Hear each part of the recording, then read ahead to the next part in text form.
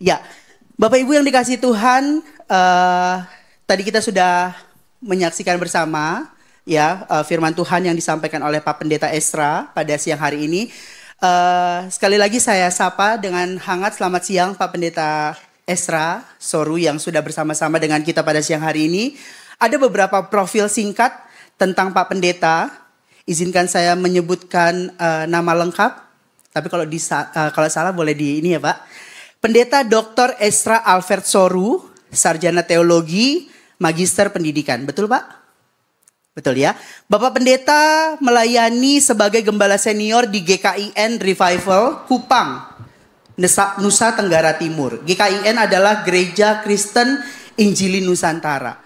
Dan sampai saat ini Pak Pendeta aktif di dalam pelayanannya, begitu juga Bapak Ibu yang mungkin baru berjumpa pertama kali dengan Pak Pendeta Esra, ada banyak karyanya di YouTube yang bisa kita saksikan bersama tentang pendalaman-pendalaman Alkitab yang sudah dipaparkan oleh Pak Pendeta. Jadi kalau Bapak Ibu mau nonton gitu ya, firman Tuhan yang disampaikan oleh Pak Pendeta, silahkan. Nanti Bapak Ibu boleh buka YouTube-nya sehingga ada banyak firman Tuhan yang akan memberkati Bapak Ibu sekalian. Ya, demikian profil singkat yang saya bisa sampaikan terkait dengan Pak Pendeta Esra Soru. Pak Pendeta, kita akan memulai saja Q&A kita pada siang hari ini. Bapak Ibu, jemaat yang hadir, boleh kalau masih mau memberikan pertanyaan-pertanyaan ya.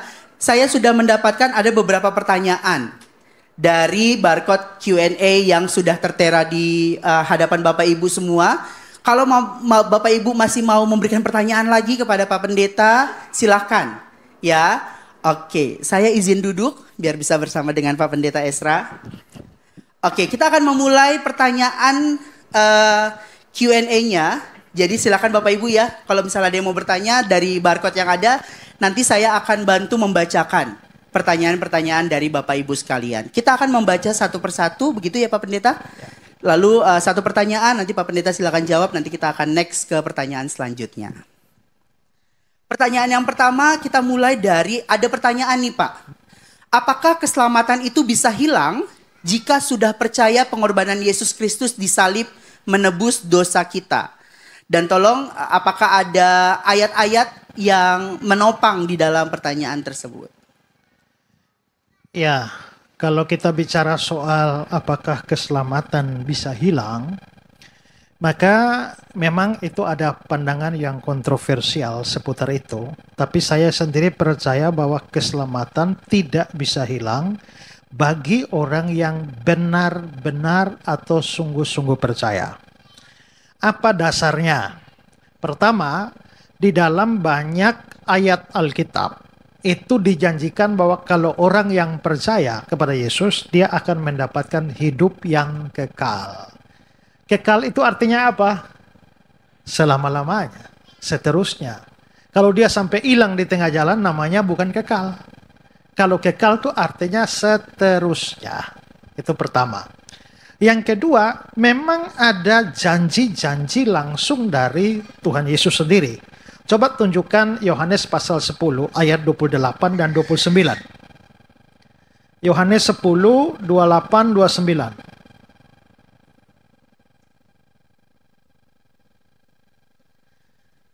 Dan aku memberikan hidup kekal kepada mereka, dan mereka pasti tidak akan binasa sampai selama-lamanya, dan seorang pun tidak merebut mereka dari tanganku.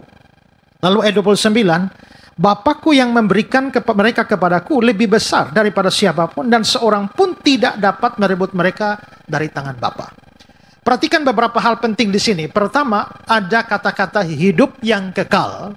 Seperti saya bilang tadi, kalau kekal artinya tidak bisa hilang. Yang kedua, ada kata pasti di situ. Mereka pasti tidak akan binasa. Kalau seandainya orang yang percaya Yesus masih bisa atau ada kemungkinan binasa, maka kata-kata Yesus menjadi salah. Kalau Yesus mengatakan pasti tidak akan binasa, seolah-olah itu masih kurang ditambah lagi sampai selama-lamanya. Ya. Lalu dilanjutkan, seorang pun tidak akan merebut mereka dari tanganku. Berarti seolah-olah orang percaya ini, dombanya itu dipegang oleh tangan Yesus. Seolah-olah masih kurang, ditambah dengan ayat 29, seorang pun tidak dapat merebut mereka dari tangan Bapa. Yesus itu bukan Bapa. Bapa bukan Yesus. Itu dua pribadi berbeda. Walaupun hakikatnya satu dan sama. Itu berarti bahwa orang percaya itu dipegang oleh dua tangan. Tangan Yesus memegang dia, tangan Bapa memegang dia. Lalu kekuatan mana yang bisa menarik orang itu dari dua tangan yang hebat ini? Kalau sampai orang itu bisa kehilangan keselamatan, artinya ada kekuatan di luar Yesus dan Bapa yang bisa merebut dia dari dua tangan ini sampai akhirnya dia bisa masuk neraka. Tapi dengan adanya dua tangan yang memegang ini, makanya Yesus bilang mereka pasti tidak akan binasa sampai selama-lamanya. Ya. Oke, sekarang beralih ke Roma pasal 5. Roma pasal 5 ini bicara soal pembenaran orang percaya, dan coba perhatikan ayat yang pertama. Sebab itu kita yang dibenarkan karena iman, kita hidup dalam damai sejahtera dengan Allah. Kalau kita hidup dalam damai sejahtera dengan Allah, artinya sebelum beriman kita tidak dalam damai sejahtera dengan Allah. Lalu kita itu siapa? Kalau kita sebelum percaya kepada Yesus, ayat 10 coba tunjukkan. Roma 5 ayat 10. Sebab jikalau kita ketika masih seteru, berarti kita ini sebelum percaya kepada Yesus seterunya Allah, musuhnya Allah. Ya, lalu kita bisa melihat lagi di dalam ayat yang ke-6. Karena waktu kita masih lemah, kita itu lemah, kita tidak berdaya. Lemah itu artinya apa? Lemah itu artinya tidak berdaya untuk menyelamatkan diri sendiri. Nah, tetapi dalam kondisi kita semacam begitu, sekarang lihat ayat 8. Ayat 8, akan tetapi Allah menunjukkan kasih-Nya kepada kita karena Kristus telah mati untuk kita. Kuncinya sekarang di ayat 9. Di ayat 9, lebih-lebih karena kita sekarang telah dibenarkan oleh darah-Nya, kita mudah-mudahan diselamatkan. Kita kemungkinan besar diselamatkan. Insya Allah kita diselamatkan.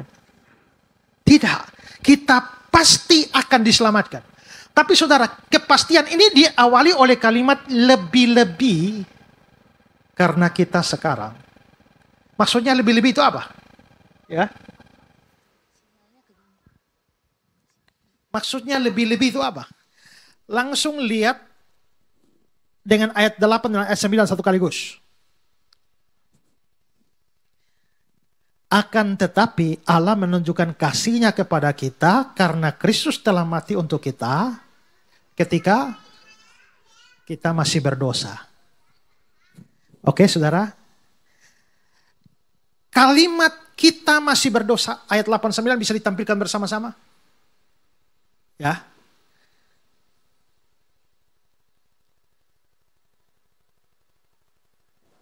Tidak bisa ya, harus satu-satu ya. Oke, lihat ayat 8 ulang. Kondisinya kita masih berdosa. Lalu ayat 9, kita sekarang telah dibenarkan oleh darah-Nya. Berarti ada dua kondisi. Pertama kita berdosa, kedua kita sudah dibenarkan.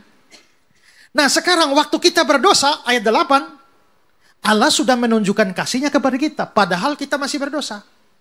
Sekarang saudara, waktu dulu sebelum saudara percaya, saudara orang berdosa kan? Setelah percaya masih berdosa? Atau sudah tidak berdosa? Masih juga ya. Tapi berdosa mana sebelum percaya Yesus dan sesudah percaya Yesus? Kondisinya lebih buruk mana? Sebelum, ya kan? Dulu belum percaya Yesus berdosa. Sekarang sudah percaya Yesus juga masih berdosa. Tapi ada perbedaannya. Dulu kita berdosa dan tidak ada perbuatan baik. Begitu kita percaya Yesus, kita memang masih berdosa, tapi mulai muncul perbuatan baik. Ada dikit-dikit kan? Kalau begitu kondisinya lebih baik mana? lebih baik sekarang ketimbang dulu. Nah, kalau dulu saja waktu kita masih berbuat dosa, tidak ada perbuatan baik, ternyata Tuhan sudah mengasihi kita. Maka ayat 9 dia bilang, lebih-lebih. Kalau waktu kita parah-parah amat saja Tuhan sudah mati bagi kita. Sekarang ini sudah lumayan kan? Nah, kalau kita sudah lumayan, maka ayat itu berkata bahwa kita pasti akan diselamatkan dari murka Allah. Pasti. Nah, tapi dasarnya apa? Gini. Bapak Ibu percaya bahwa Yesus mati menebus dosa? Dosa saudara? Berapa banyak dosa yang ditebus? Dosa besok bagaimana? Kalau saudara lahir 1960, percaya Yesus tahun 2025. Mati tahun 2060. Waktu Yesus membayar lunas dosa-dosa saudara, dosa dari mana? Sampai mana? Dari 1960 sampai 2025. Dosa 2026 bagaimana? 2027 bagaimana? Oke, sekarang 1 Yohanes pasal 1 ayat yang ke-7.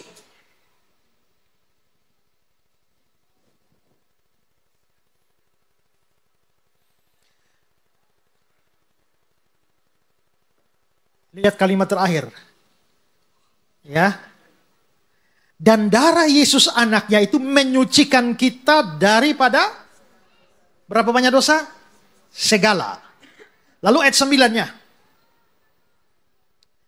Jika kita mengaku dosa kita, dia setia dan adil sehingga dia akan mengampuni segala. Menyucikan kita dari segala. Lalu pasal 2 ayat 1. Anak-anakku, hal ini kutuliskan kepada kamu supaya jangan berbuat dosa. Jangan. Namun jika seorang berbuat dosa, kalimat jika seorang berbuat dosa artinya dosa itu sudah ada atau belum? Belum, ini baru jika. Belum, dosanya belum ada ini. Berarti ini menunjuk pada dosa yang akan datang. Jika kamu berbuat dosa, bagaimana dengan dosa yang akan datang? Apakah Kristus menebus juga? Jika seorang berbuat dosa, kita mempunyai seorang pengantara pada Bapa, yaitu Yesus Kristus yang adil. Ayat 2, dia adalah pendamaian untuk segala dosa kita. Segala dosa kita berarti termasuk dosa yang akan datang. Nah, kalau begitu misalnya saudara punya 1 juta dosa. Yesus menebusnya berapa banyak? 1 juta.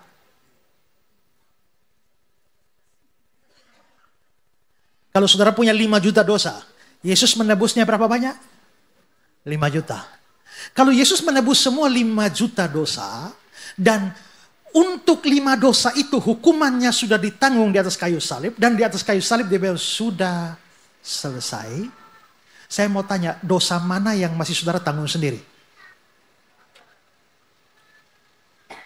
Kalau semua dosa dibayarkan, dan saudara tidak tanggung sendiri, bagaimana mungkin saudara masih bisa tidak selamat? Coba lihat Roma 8 ayat 1.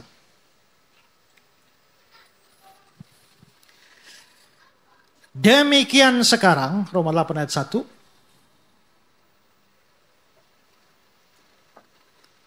Ayo, ayatnya cepat. Demikianlah sekarang tidak ada penghukuman bagi mereka yang ada di dalam Kristus. Tidak ada penghukuman, ini bukan nanti, sekarang. Sekarang ini tidak ada penghukuman. Kenapa tidak ada penghukuman? Karena coba, dosamu hukumannya sudah ditanggung Kristus. Lalu waktu kamu berdosa lagi, Allah tagih lagi hukumannya pada saudara. Artinya apa? 1 dosa dibayar 2 kali. Pertama sudah dibayar pada juru selamatnya, kedua dibayar pada saudara. Itu tidak adil. Kalau Bapak berutang, tidak bisa bayar. Bapak berutang sama Pak Jeffrey, tidak bisa bayar. Setelah itu, utangnya berapa? 1 miliar, saya bayar 1 miliar. Lunas kan? Bapak masih takut ditagih lagi. Kalau masih Pak Jeffrey masih tagih itu kurang ajar. Kan sudah dibayar, lunas, jangan ditagih lagi. Nah, kalau Kristus sudah bayar dosa kita lunas, lalu Allah Bapa masih tagih lagi pada kita, itu tidak adil. Karena itu, tidak ada penghukuman lagi. Kenapa tidak ada penghukuman? Karena Kristus sudah tanggung semua. Jadi bagaimana kalau kita berdosa sekarang? Apakah dihukum? Kalau masih dihukum, ayatnya salah. Tapi Pak, masa kita berdosa tidak dihukum? Memang tidak dihukum. Lalu dihajar. Wahyu pasal 3 ayat 19. Wahyu 3:19.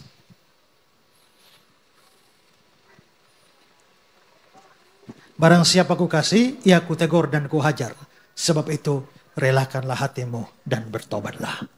Jadi biarpun kita sudah ditebus, jangan hidup sembarang. Kenapa? Karena biarpun hukuman tidak, tetapi hajaran itu datang. Tuhan akan menghajar kamu sampai kamu bertobat. Tapi Pak, sekarang ini saya setia ya. Tapi kalau besok saya tidak setia bagaimana? Ya kan?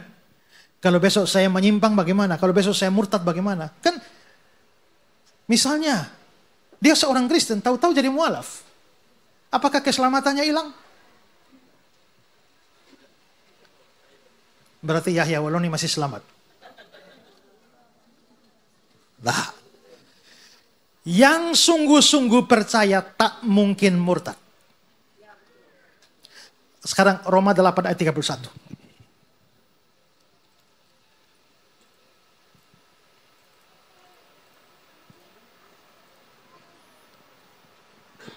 Sorry, Yohanes pasal 8.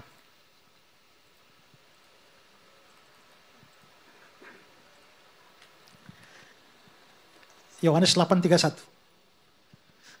Jikalau kamu tetap dalam firman-Ku, kamu benar-benar adalah murid-Ku. Kalau kamu tetap dalam firman, kamu benar-benar murid. Kalau kamu sampai lari keluar dari firman dan jadi mualaf, kamu tidak benar-benar murid. Kalau kamu tidak benar-benar murid, apakah kamu pernah diselamatkan? Kalau kamu tidak pernah diselamatkan lalu kamu jadi mualaf, itu berarti bukan hilang keselamatannya. Selamat saja tidak pernah dapat kok, bagaimana hilang? Ya kan? Oke, 1 Yohanes pasal 2. 1 Yohanes pasal 2, mulai ayat 17-18.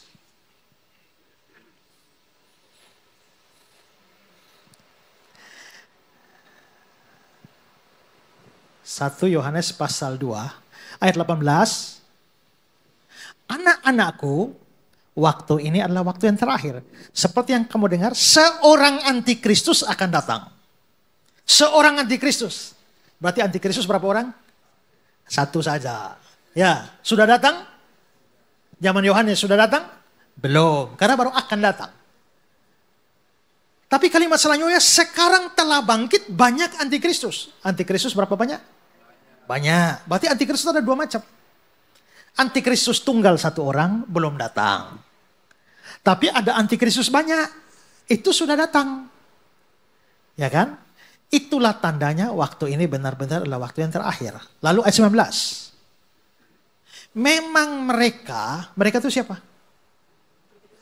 Antikristus yang banyak-banyak itu. Memang mereka berasal dari antara kita. Artinya, mereka dari Kristen. Mereka ada dalam gereja. Tapi mereka tidak sungguh-sungguh termasuk pada kita. Mereka dari kita, tapi tidak sungguh-sungguh termasuk pada kita. Artinya mereka dari gereja, tapi tidak pernah sungguh-sungguh percaya. Sebab jika mereka sungguh-sungguh termasuk pada kita, kalau mereka sungguh-sungguh orang percaya, niscaya mereka tetap bersama kita, tidak murtad. Tapi hal itu terjadi, apa? Kemurtadan itu terjadi supaya menjadi nyata. Next. Bahwa tidak semua sungguh-sungguh termasuk pada kita. Jadi murtad itu terjadi supaya menunjukkan bahwa mereka tidak sungguh-sungguh termasuk pada kita. Memang berasal dari antara kita, memang dalam gereja, memang dari Kristen, tapi tidak pernah sungguh-sungguh. Jadi orang yang sampai murtad itu tidak pernah sungguh-sungguh percaya. Kalau tidak sungguh-sungguh percaya, berarti dia tidak pernah selamat. Maka dia tidak bisa kehilangan keselamatan.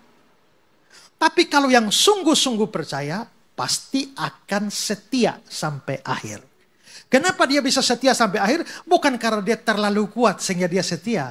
Tapi Tuhan akan kasih kekuatan. Sekarang Filipi 1 ayat 6.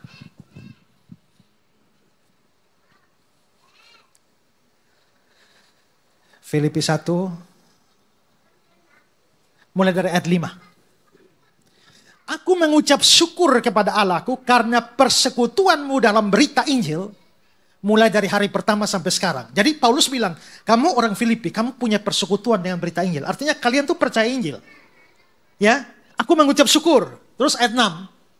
Akan hal ini aku yakin sepenuhnya. Paulus yakin bahwa dia yang memulai pekerjaan baik di antara kamu, berarti yang bikin kamu percaya itu adalah dia, Kristus. Dia yang memulai, akan meneruskan sampai pada akhirnya pada hari Kristus Yesus. Jadi kalau Tuhan sudah memulai dengan membuat kamu menjadi percaya kepada Kristus, dia tidak kerja stop di tengah jalan. Dia akan meneruskan sampai akhir. Sehingga kamu akan kedapatan setia. Bukan karena kamu terlalu kuat pegang tangan Tuhan sampai kamu bisa setia. Tapi karena tangan Tuhan terlalu kuat memegang kamu. Kalau tangan kita yang pegang Kristus, saya yakin kita semua pasti murtad. Begitu aniaya datang. Karena kalau aman-aman kita bisa setia. Tapi begitu aniaya datang, banyak kita akan murtad. Tapi kalau Tuhan yang meneruskan, sampai kapan? Sampai hari Kristus, sampai akhir zaman. Maka penjagaan. Kalau sampai saudara hilang di tengah jalan, sampai hilang keselamatannya, yang salah siapa? Tuhan. Kenapa? Karena dia tidak meneruskannya sampai akhirnya. Tapi ayat ini bilang, dia akan meneruskannya. Kalau begitu keselamatan bisa hilang? Tidak bisa. Bagi orang sungguh-sungguh percaya. Itulah bedanya orang Kristen dengan agama lain. Karena di dalam agama lain tidak ada kepastian keselamatan. Ini adalah keunikan iman Kristen. Pasti selamat. Bukan karena kita orang baik. Bukan karena kita kuat. Tapi karena jasa Kristus dan anugerah kasih karunia Kristus yang memegang kita. Ya. Oke. Ya. Terjawab ya Bapak Ibu ya. Untuk pertanyaan nomor 1. Kita lanjut lagi ke pertanyaan nomor 2. Seberapa jauh, Pak Pendeta, ajaran Alkitab tentang penciptaan dunia sejarah manusia dapat dikombinasikan dengan teori sains tentang evolusi dan dunia modern? Ya, memang pandangan yang kita banyak terima di dalam pendidikan kita tentang teori evolusi. Tapi saudara, teori evolusi itu namanya teori. Dan itu sebenarnya adalah asumsi, dugaan. Karena teori evolusi justru bahkan kalau ditinjau dari sisi sains, dia tidak memenuhi syarat untuk disebut sebagai sains. Saudara, teori evolusi mengatakan bahwa kehidupan berasal dari satu sumber sel satu, ya, lalu terus makin lama mengalami evolusi sampai akhirnya bertumbuh menjadi misalnya makhluk laut, lalu akhirnya menjadi mamalia, menjadi binatang yang bisa hidup di dua alam, laut dan darat, lalu terus sampai jadi mamalia, lalu akhirnya sempurna menjadi manusia. Ambil contoh begini saudara, ya, misalnya dari sel satu itu tumbuh kehidupan menjadi seekor ikan, lalu ikan menjadi amfibi, lalu amfibi itu menjadi binatang mamalia. Pertanyaannya, ada satu link yang hilang di situ yang tidak pernah ditemukan. Pertama, fosil ikan banyak ditemukan. Fosil amfibi banyak.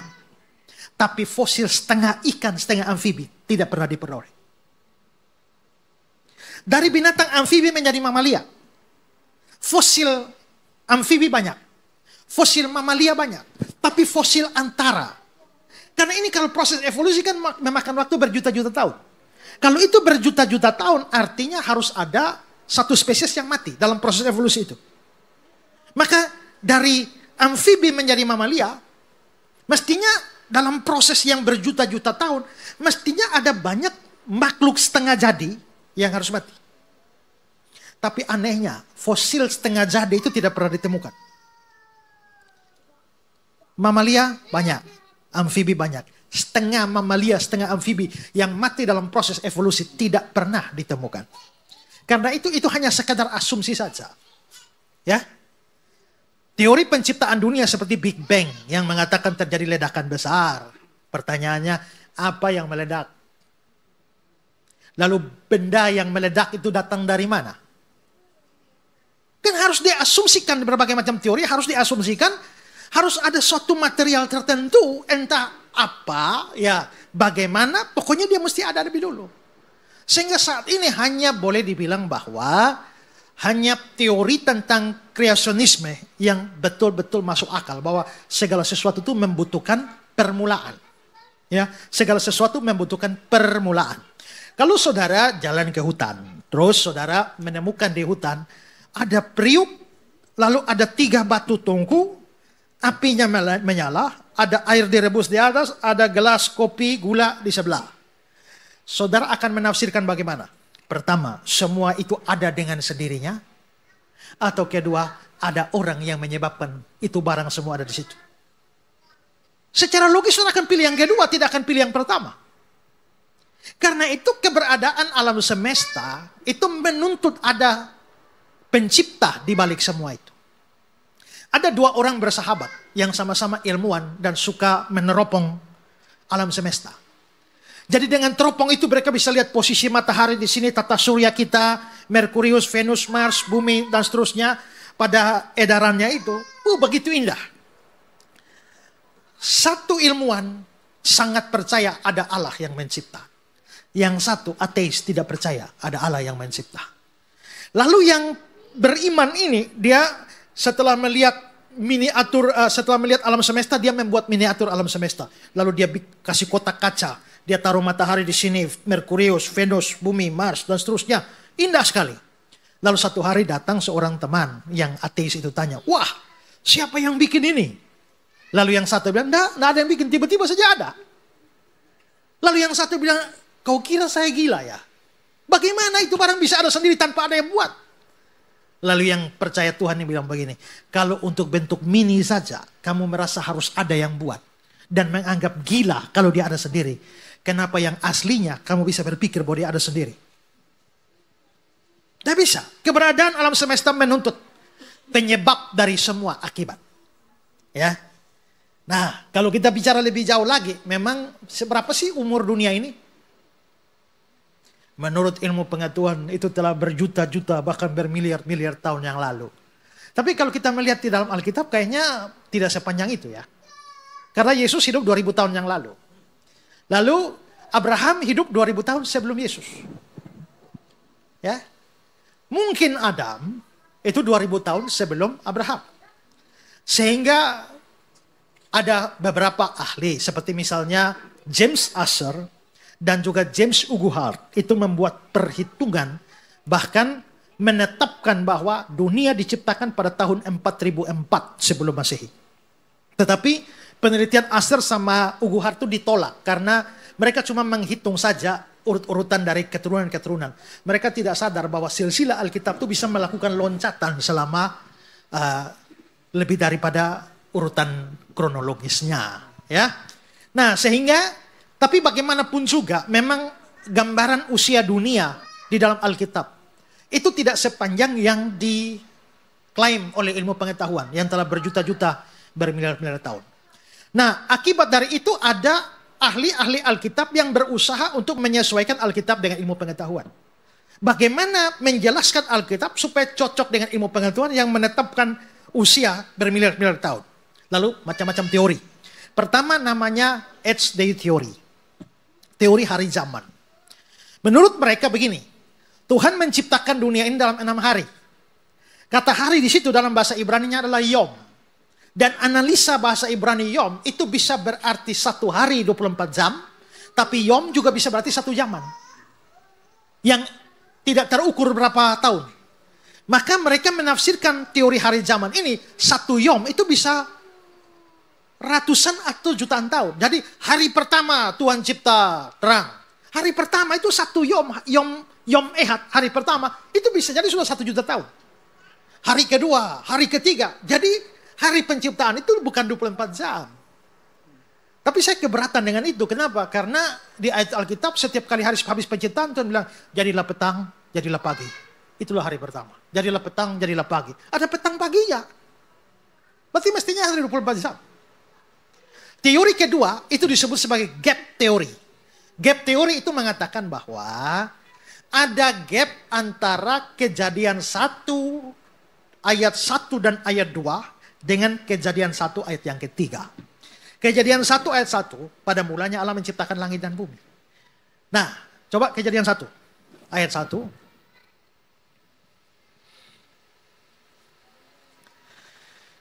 Pada mulanya Allah menciptakan langit dan bumi. Lalu ayat 2. Bumi belum berbentuk dan kosong, gelap gulita menutupi samudera raya, roh Allah melayang-layang di atas permukaan air. Bumi belum berbentuk dan kosong. Kenapa Kejadian 1 ayat 1 Tuhan sudah menciptakan langit dan bumi, ayat 2 kok belum berbentuk dan kosong? Tohu wabohu, kekacauan. Maka gap teori mengatakan sebenarnya antara Kejadian 1 dan Kejadian 2 itu telah terjadi gap bisa jadi jutaan tahun. Karena Tuhan sudah menciptakan selesai langit dan bumi Kejadian 1 ayat 1, tiba-tiba iblis mengacaukannya. Iblis merusaknya, makanya bumi belum berbentuk dan kosong. Maka ayat yang ketiga baru Tuhan kasih teratur. Ya, berfirmanlah Allah, jadilah terang. Jadi Kejadian 1 dan 2 itu ada jutaan tahun. Nah, itu teori, gap teori. Jadi ada dua teori, HD teori dan gap teori. Tapi dua-duanya, yang kedua ini secara struktur bahasa Ibrani tidak bisa dibenarkan. Ya, itu ada penjelasannya. Tapi saya mau mengatakan begini. Kalau begitu jawaban saya bagaimana? Jawabannya gampang. Karena Tuhan memang menciptakan alam semesta dalam keadaan dewasa, bukan bayi. Sekarang sudah, ini andai kata saja. Saudara tahu-tahu muncul di Taman Eden pada hari ke-7. Tiba-tiba saudara ketemu Adam. Saudara akan memperkirakan Adam umur berapa?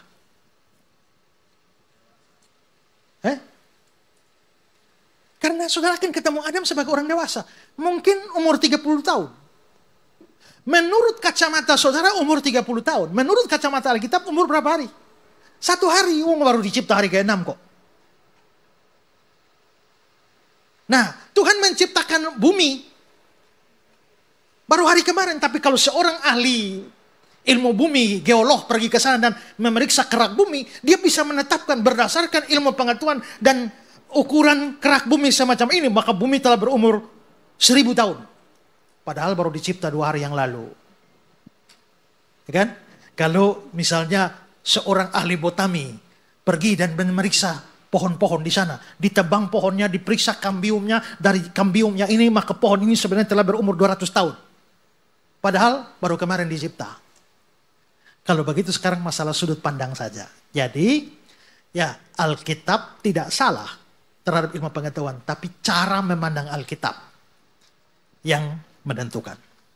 Gitu ya. Ya. Oke. Berarti cara memandang kita membaca Alkitab itu ya Pak, perlu tuntunan Roh Kudus juga, gitu ya. Oke, untuk pertanyaan selanjutnya Pak Pendeta. Orang yang sudah percaya hatinya dimeterai Roh Kudus, tapi kalau dia masih suka merokok, apakah hatinya ada Roh Kudus? Dan Roh Kudus itu masih diam di dalam hatinya atau Roh Kudus itu akan pergi dari hatinya? Apa sih artinya dimeteraikan Roh Kudus? Saudara perlu memahami pengertian dan penggunaan meterai pada zaman dulu. Pertama, meterai itu mempunyai fungsi menentukan keaslian. Jadi, yang ini nih asli loh, bukan KW. Itu ada meterai. Menentukan keaslian. Kedua, menentukan keamanan. Bahwa kalau ada meterai, itu aman. Makanya, kenapa kubur Yesus itu dijaga, lalu dikasih meterainya Pontius Pilatus. Artinya itu aman. Ketiga, itu menyatakan kepemilikan. Saudara, kalau pernah tinggal di kampung, pernah lihat sapi. Ada sapi-sapi yang dicap ya, di kulitnya. Di sapi itu tulis EAS, Ezra Alfred Soro. Itu artinya sapi itu milik saya. Nah, jadi fungsi meterai pada zaman dulu itu adalah keaslian, lalu keamanan, lalu kepemilikan. Kata Ibraninya adalah arabon. Nah, arabon itu secara harfiah itu artinya uang muka. Jadi kalau saudara pergi mau beli sepeda motor, kasih uang muka, tanda jadi. Sisanya akan dibayarkan, tapi pasti. Itu arabon. Nah, waktu kamu dapat Roh Kudus, itu artinya dirimu dimeteraikan dengan Roh Kudus. Kalau dimeteraikan dengan Roh Kudus, itu di Efesus 1 ayat 13. Kalau kamu dimeteraikan oleh Roh Kudus, pertama, itu tanda pertama keaslian. Keaslian itu artinya apa? Berarti kamu betul-betul anak Allah. Kamu bukan anak Allah KW. Karena kalau kamu anak Allah KW, nggak akan dikasih meterai Roh Kudus. Kamu betul-betul anak Allah. Kedua, itu menyatakan keamanan. Artinya, arabon, itu uang muka. Roh Kudus itu uang mukanya. Nanti kamu akan terima di akhir zaman. Lengkap. Yang ketiga, itu adalah kepemilikan. Kalau kamu punya Roh Kudus, tanda kamu milik Allah. Jadi tidak ada orang yang dapat Roh Kudus tapi bukan milik Allah. Tidak bisa. Kalau kamu bukan milik Allah, tidak mungkin dikasih Roh Kudus. Kalau begitu, maka orang kalau telah dimeteraikan Roh Kudus, artinya dia sungguh-sungguh orang percaya, dia pasti akan diselamatkan dan dia milik Allah. Nah, kalau dia dapat Roh Kudus, bisakah Roh Kudus meninggalkan dia? Tuhan Yesus bilang, aku akan berikan dia kepadamu dan dia akan menyertai kamu selama-lamanya. Dia akan tinggal di dalam kamu selama-lamanya. Kalau Roh Kudus sampai meninggalkan orang kalau dia berdosa, itu artinya janji Yesus tidak berlaku. Kalau janji Yesus berlaku, maka sekali Roh Kudus masuk dalam diri seseorang, Roh Kudus tidak akan meninggalkan dia. Bagaimana kalau dia berbuat dosa? Kan kita juga sudah dimeteraikan Roh Kudus, jangan pikir tidak bisa berbuat dosa. Daud itu orang percaya, tapi masih bisa berzina. Petrus orang percaya, tapi masih bisa penyangkal. Ya, dan macam-macam yang lain. Orang percaya masih bisa jatuh di dalam dosa atau terlibat dalam dosa tertentu, tapi Roh Kudus tidak akan meninggalkan dia. Saudara harus membedakan antara pekerjaan Roh Kudus dalam Perjanjian Lama dan Perjanjian Baru. Berdiamnya Roh Kudus di dalam orang percaya zaman Perjanjian Lama tidak permanen. Sekarang coba saudara lihat Mazmur pasal 51.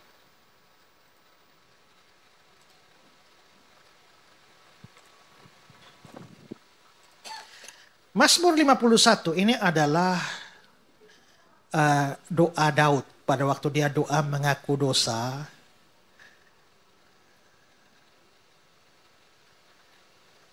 Mazmur 51 ayat yang ke-12, 13.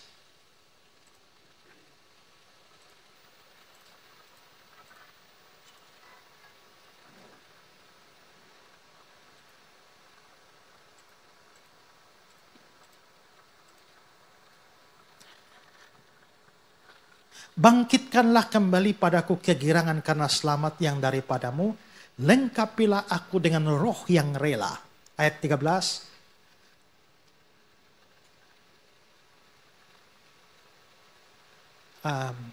Kok lain ya? Ya, jadikanlah hatiku tahir ya Allah. Perbaharuilah hatiku dengan roh yang teguh. Ayat berikutnya. Janganlah membuang aku dari hadapanmu. Jangan mengambil rohmu yang kudus daripada. Kenapa Daud berdoa begitu? Karena zaman itu, zaman Perjanjian Lama, kalau orang berdosa dan tidak taat, roh bisa ditarik.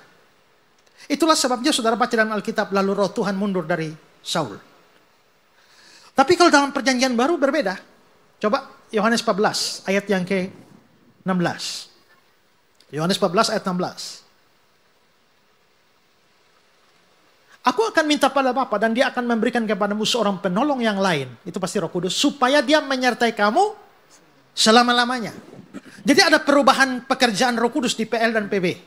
PL, kalau orang tidak taat bisa ditarik. Tapi kalau di PB, permanen. Tidak bisa ditarik lagi. Bagaimana kalau orangnya berdosa? Kalau orangnya berdosa, Roh Kudus tidak keluar. Tapi roh menjadi berduka di dalam dia. Makanya Paulus bilang janganlah mendukacitakan Roh Kudus. Nah sekarang Roh Kudus itu roh apa? Roh Kudus itu roh penghibur. Kalau kamu susah dia hibur. Nah sekarang dia yang menghibur kamu duka citakan. Kalau kamu duka citakan, padahal roh penghibur itu salah satu buahnya itu adalah sukacita. Buah roh ialah kasih sukacita. Makanya kamu biarpun menderita, kamu bisa sukacita. Tapi kalau kamu mendukacitakan Roh Kudus, sumber sukacita itu kamu duka citakan, maka dia akan menahan pekerjaan menyukacitakan kamu, sehingga pada akhirnya kamu tidak mungkin dapat sukacita di dalam dosa. Sekarang lihat Mazmur 32. Ini ketika Daud berbuat dosa dan dia belum bereskan dosanya. Mulai ayat yang ketiga, 4, 3 dan 4. Selama aku berdiam diri, maksudnya berdiam diri belum membereskan dosa. Tulang-tulangku menjadi lesu karena aku mengeluh sepanjang hari. Ayat berikut. Sebab siang malam tanganmu menekan aku dengan berat. Sumsumku menjadi kering seperti oleh teriknya musim panas. Dia stres. Makanya ayat selanjutnya, ayat 4, ayat 5. Dosaku kuberitakan padamu, kesalahanku tidak kusembunyikan. Dia mulai mengaku.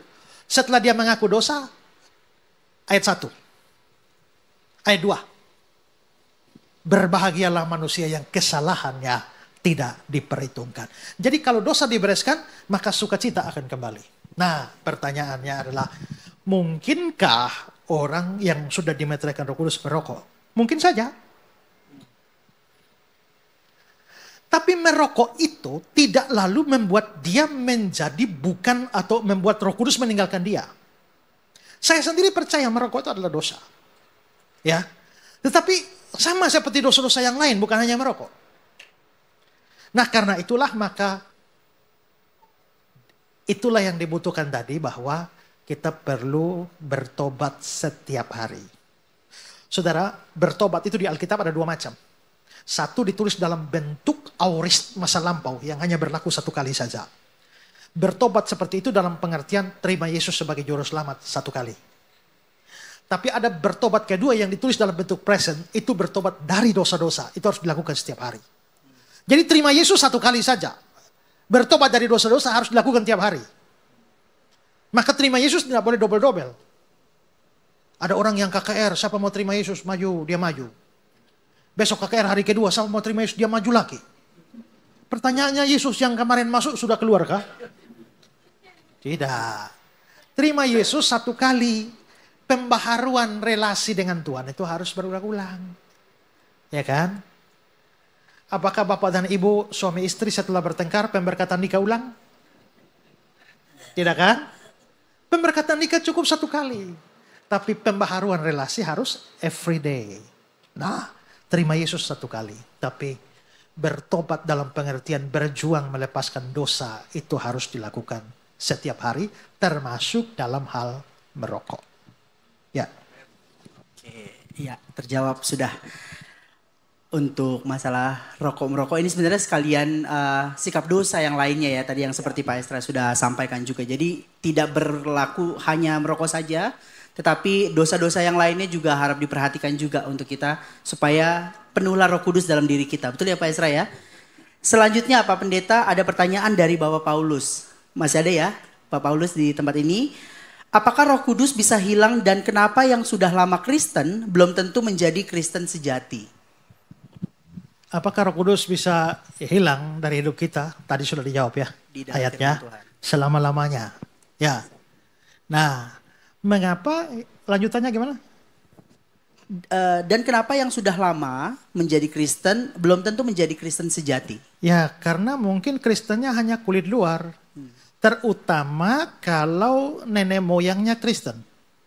Opa Kristen, oma Kristen, turun ke bapak Kristen, mama Kristen. Maka kalau bapak mamanya Kristen, tidak mungkin dia dari kecil dibawa ke masjid kan? Pasti bawa ke gereja.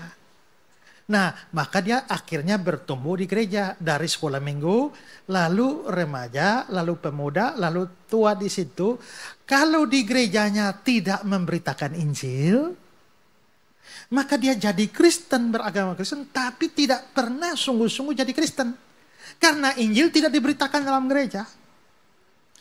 Memangnya Injil itu apa? Saudara, bukankah tiap minggu kita dengar khotbah? Khotbah tidak identik dengan Injil. Injil itu bahasa Yunani euangelion, ya, kabar baik. Kabar baik tentang apa? Kabar baik tentang keselamatan yang dikaruniakan Tuhan melalui Yesus Kristus untuk orang berdosa. Nah, maka khotbah itu ada khotbah yang sifatnya penginjilan, ada yang tidak. Misalnya kalau saya khotbah saudara-saudara, kita harus mengampuni orang yang bersalah pada kita. Itu firman Tuhan. Tapi apakah ada berita Injil di situ? Tidak. Kalau saya khotbah saudara harus rajin melayani. Apakah ada berita Injil? Tidak. Tapi itu firman Tuhan. Kalau Injil itu harus betul-betul inti Injil itu, coba 1 Korintus pasal 15. 1 Korintus 15 mulai ayat yang kedua. Mulai 1. 1, 2, 3. Dan sekarang saudara-saudara, aku mau mengingatkan kamu kepada Injil yang aku beritakan padamu, dan yang kamu terima yang di dalamnya kamu teguh berdiri. Ayat 2. Oleh Injil itu kamu diselamatkan, asal kamu teguh berpegang seperti yang kuberitakan padamu. Ayat 3. Sebab yang sangat penting telah kusampaikan, yaitu apa yang kuterima, bahwa Kristus telah mati karena dosa kita. Ayat 4. Dia telah dikuburkan, dia telah dibangkitkan pada hari yang ketiga, sesuai dengan kitab suci dan seterusnya. Saudara, berarti inti dari Injil itu adalah melibatkan kematian, penebusan, kebangkitan Kristus yang menyelamatkan. Maka banyak orang Kristen merasa dia sudah beriman, padahal dia belum beriman. Iman itu ada 3 macam. Pertama, namanya historical faith. Historical faith itu adalah dia percaya pada apa yang dikatakan dalam Alkitab. Cerita-cerita Alkitab dia percaya semua. Manusia pertama itu Adam dan Hawa, dia percaya. Ada pernah banjir besar zaman Nuh, dia percaya. Ya. Semua dia percaya. Alkitab dia tidak melawan. Itu namanya historical faith. Tapi iman seperti ini tidak menyelamatkan. Kedua namanya practical faith. Practical faith itu adalah iman dalam hidup hari-hari. Saudara sakit, saudara yakin Tuhan menyembuhkan saudara. Saudara kekurangan, saudara yakin Tuhan akan cukupkan saudara. Tuhan akan jaga, Tuhan akan memelihara, Tuhan akan melindungi. Itu namanya practical faith. Tapi iman seperti itu tidak menyelamatkan. Terus iman yang menyelamatkan itu yang mana? Namanya saving faith. Itu iman, itu harus mencakup di dalamnya adalah konsep penebusan. Sekarang lihat Roma pasal 3 ayat 25. Roma 3 ayat 25.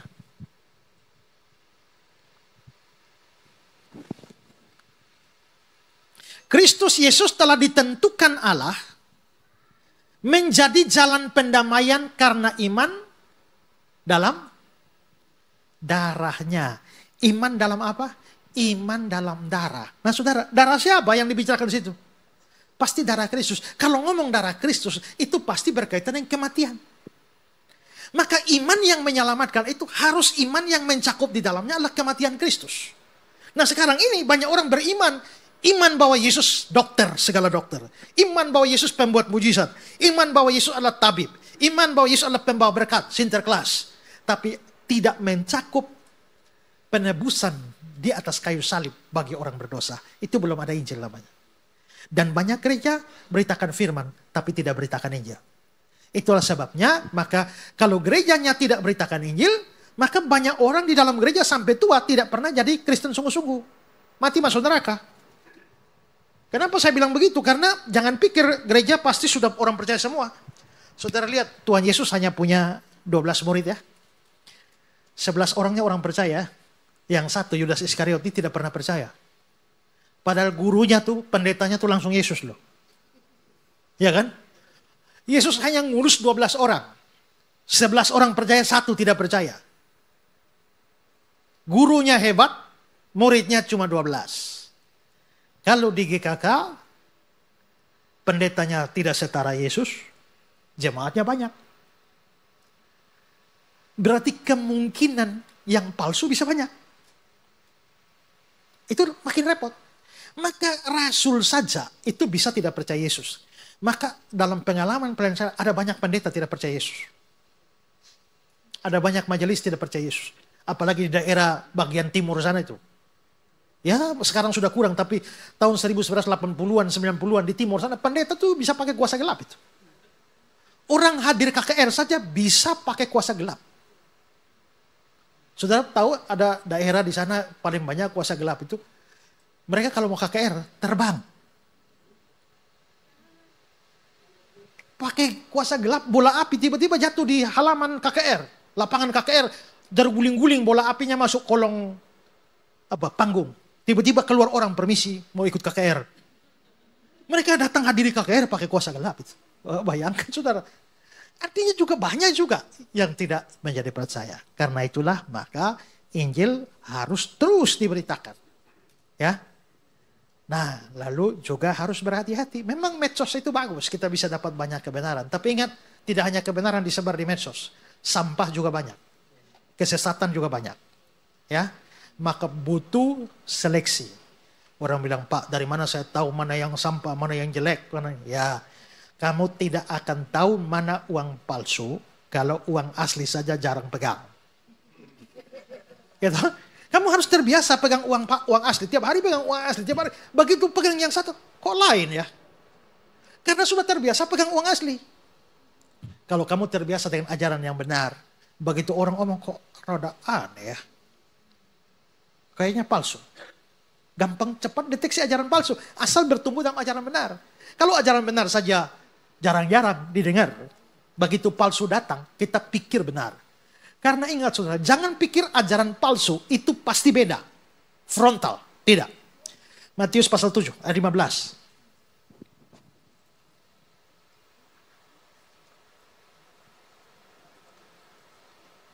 Matius pasal 7 ayat 15.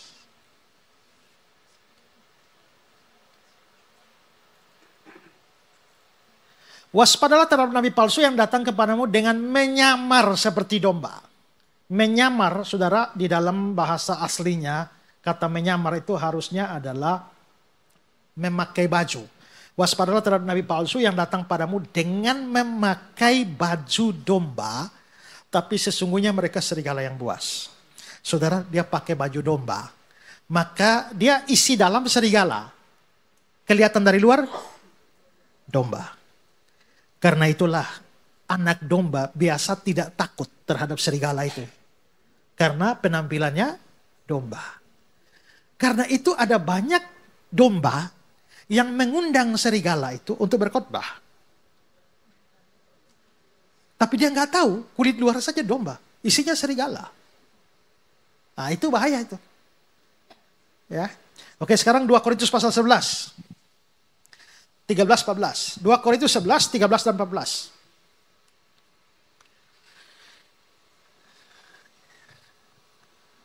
Hal itu tidak usah mengherankan. Sebab iblis pun menyamar sebagai malaikat terang. Menyamar lagi-lagi. Terus ayat 16. Ayat 15. Hal itu tidak usah mengherankan. Jadi bukan suatu hal yang ganjil jika pelayan-pelayannya, pelayan siapa? Pelayan iblis. Menyamar sebagai pelayan kebenaran. Maka ajaran sesat tidak boleh diharapkan. Beda frontal dengan ajaran asli. Uang palsu di mana-mana harus mirip uang asli. Kalau uang asli 100.000 warna merah, saudara bikin uang palsu warna hijau, hanya orang bodoh yang mau percaya. Saudara harus bikin uang palsu semirip mungkin warnanya, fontnya, ukurannya, bentuknya, gambarnya harus sama. Dan hanya tangan dan mata terlatih yang sekali lihat bisa tahu itu palsu. Karena itu jangan pikir kalau ajarannya sesat pasti beda frontal. Tidak. Dia pasti mirip. Kalau saudara mau meracuni orang pakai nasi, apakah saudara mencampur nasi pada racun atau mencampur racun pada nasi? Bedanya apa? Nasi campur racun dengan racun campur nasi, bedanya apa? Nasinya harus lebih banyak. Racunnya sedikit saja, jangan berbau, jangan berwarna. Itu baru mematikan. Tapi kalau saudara nasi 2 biji, racun 1 bokor, hanya orang gila yang mau percaya kan? Maka ajaran sesat itu begitu. Dia bisa khotbah dari menit pertama sampai menit ke-60 benar. Tapi hati-hati di menit ke-60, ke-45 itu ada sesuatu masalah di situ. Makanya kalau dengar firman Tuhan tuh jangan ngantuk.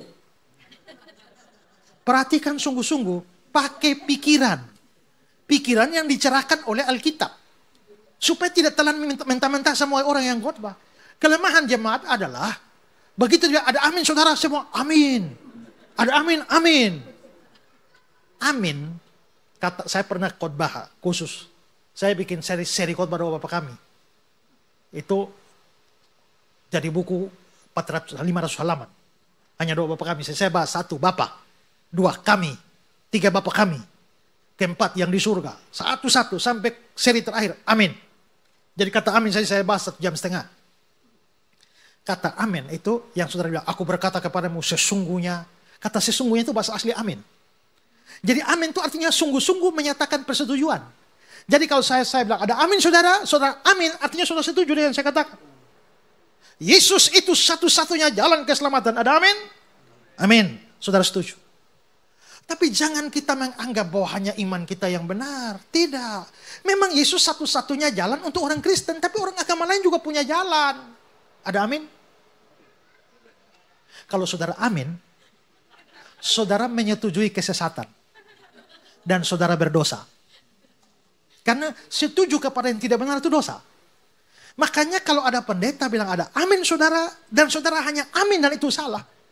Saudara langsung berdosa. Makanya saya mengajar jemaat saya, kalau khusus pendeta yang sedikit-sedikit ada amin saudara, pikir baik-baik. Kalau benar ada amin, ada amin. Kalau ada amin saudara-saudara itu salah, tidak ada amin. Ada amin saudara-saudara tapi saudara bingung ya. Kalau saudara masih bingung, ada amin saudara, tunggu dulu. Dia belajar sungguh-sungguh dulu, baru amin, ya kan? Karena ternyata ada banyak racun di dalam nasi. Ada tidak terlalu banyak, sedikit tapi mematikan. Karena itu perlu berhati-hati. Ya, oke. Pak Pendeta, ada hal yang menarik tadi yang saya perhatikan tentang historical faith ya Pak. Sekalian melanjutkan juga ada pertanyaan di sini. Tadi kan historical faith itu di mana oma opa orang tua kita gitu ya, yang memang dari dulunya Kristen akan membawa kita ke gereja. Lalu ada pertanyaan di sini, oma dan opa saya belum mendengar Injil, tapi sudah meninggal. Apakah mereka bisa diselamatkan, Pak Pendeta? Tidak bisa. Karena kalau oma sama opa tidak mendengar Injil terus bisa selamat, artinya ada jalan belakang masuk surga. Yohanes 14 ayat 6, tidak ada seorang pun sampai kepada Bapa kalau tidak melalui aku. Sekarang coba 1 Timotius 2 ayat 5. 1 Timotius 2 ayat yang ke-5. Karena Allah itu Esa dan Esa pula dia yang menjadi pengantara antara Allah dan manusia. Esa pula dia jadi pengantara. Jembatan itu cuma satu. Yaitu manusia Yesus Kristus Yesus. Sehingga kalau sampai ada orang bisa selamat tapi tidak kenal Yesus sama sekali, artinya ada jalan lain dong. Tidak bisa. Tapi kan begini, kalau opa oma tidak pernah dengar Yesus, sampai akhir zaman dihakimi saudara akan masuk neraka karena saudara menolak Yesus.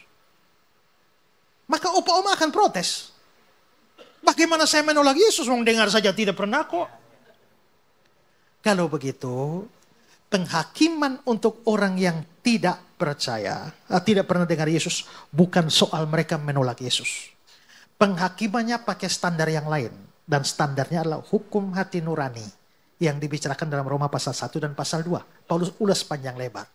Bahwa Paulus bilang bahwa memang kepada bangsa-bangsa lain, kepada bangsa Yahudi diberikan hukum Taurat. Tapi kepada bangsa lain hukum Taurat telah tertulis dalam hati mereka. Maka manusia itu mempunyai namanya hati nur aini. Nah, hati nurani itu kan, nur itu kan cahaya. Ya kan? Jadi hati nurani, sunaidesis dalam bahasa Yunaninya, sun itu bersama-sama, desis itu berbicara. Jadi sunaidesis itu berbicara bersama-sama. Saudara waktu mencuri, tiba-tiba ada satu suara ya. Khususnya waktu mencuri pertama kali. Kok ada satu suara? Jangan. Kok ada suara? Itu ada suara lain berbicara bersama-sama. Nah, itu semacam radar yang Tuhan taruh di dalam diri. Semua manusia itu punya hati nurani. Nah, kalau begitu hukum hati nurani itu menyuarakan hukum Tuhan yang tertulis di hati kita. Makanya orang biarpun dia bukan Kristen atau dia tidak dengar Yesus sama sekali, tapi dia sadar bahwa membunuh itu tidak benar. Dan dia habis membunuh, dia bisa tidak tidur karena dituduh oleh hati nurani. Nah, karena itulah maka misalnya Opa tidak pernah dengar Yesus, maka pada pengadilan terakhir Opa tidak bisa disalahkan karena menolak Yesus. Opa tidak pernah dengar Yesus. Tapi hukum hati nurani diterapkan. Opa telah melanggar hukum hati nurani ini. Dan nanti dibuktikan semua orang yang tidak pernah dengar Yesus telah melanggar hukum hati nurani. Maka tidak ada yang bisa diselamatkan. Sekarang lihat Titus pasal 1 ayat 15.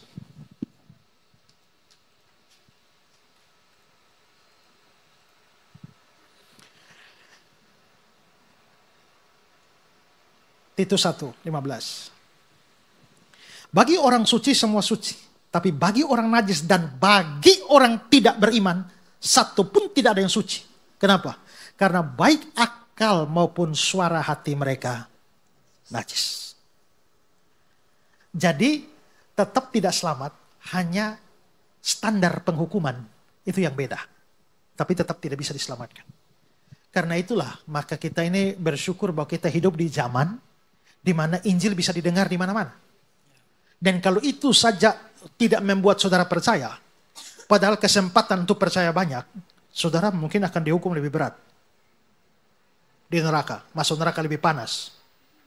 Daripada orang yang dalam kesempatan terbatas tidak mendengar Injil. Ya. Oke. Ya, terima kasih Pak Pendeta untuk jawabannya. Kita lanjutkan lagi, ada satu pertanyaan mengangkat 2 ayat Pak Pendeta, Kejadian 4 ayat 13-15. Kata Kain kepada Tuhan, hukumanku itu lebih besar daripada yang dapat kutanggung. Engkau menghalau aku sekarang dari tanah ini dan aku akan tersembunyi dari hadapanmu, seorang pelarian dan pengembara di bumi. Maka barang siapa yang akan bertemu dengan aku tentulah akan membunuh aku. Firman Tuhan kepadanya, sekali-kali tidak. Barang siapa yang membunuh Kain akan dibalaskan kepadanya 7 kali lipat.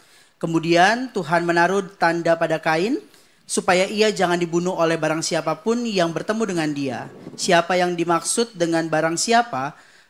Apakah Tuhan menciptakan manusia lain selain Adam dan keluarga? Itu yang pertama, Pak. Yang kedua, berdasarkan Ibrani 6 ayat 6, namun yang murtad lagi tidak mungkin dibaharui sekali lagi sedemikian hingga mereka bertobat. Sebab mereka menyalibkan lagi anak Allah bagi diri mereka dan menghinanya di muka umum. Berdasarkan ayat ini, apakah orang Kristen yang meninggalkan agamanya, bahkan sampai menjelek-jelekan agama Kristen bisa bertobat dan apakah diterima kembali? Sebab ada juga tertulis Allah tidak membiarkan dirinya dipermainkan. Kalau menurut Pak Pendeta Esra, perdebatan dengan siapa yang paling berkesan? Dan mana yang lebih sulit berdebat dengan ustadz atau mualaf atau sesama pendeta orang Kristen? Ini pertanyaan bertingkat ya Pak. Yang pertama itu tadi dari Kejadian 4 yang ditanyakan, apakah Tuhan menciptakan manusia-manusia lain selain Adam dan keluarganya? Ya, itu memang ada problem sendiri. Kita secara umum tahu bahwa Adam dan Hawa itu adalah manusia pertama. Kesulitannya adalah tidak dibilang namanya Adam, Hawa. Ya kan? Kata manusia di dalam bahasa Ibrani itu Adam. Manusia itu, Adam itu manusia. Lalu manusia itu nama Adam. Nah, mengapa sampai ada muncul teori bahwa mungkin bukan Adam dan Hawa, manusia pertama? Sekarang saudara lihat Kejadian 1 ayat 26.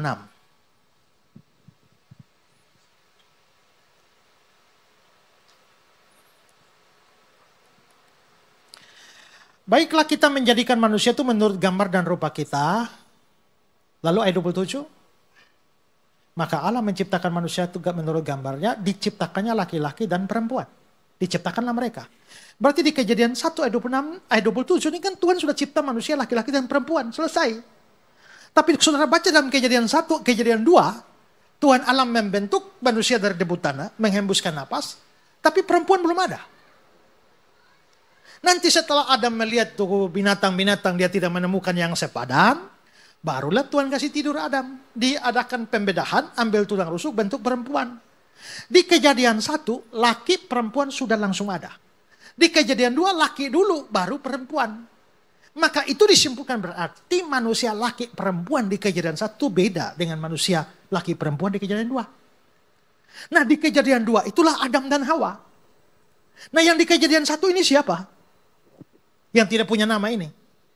Ini Allah menciptakan sepasang manusia purba.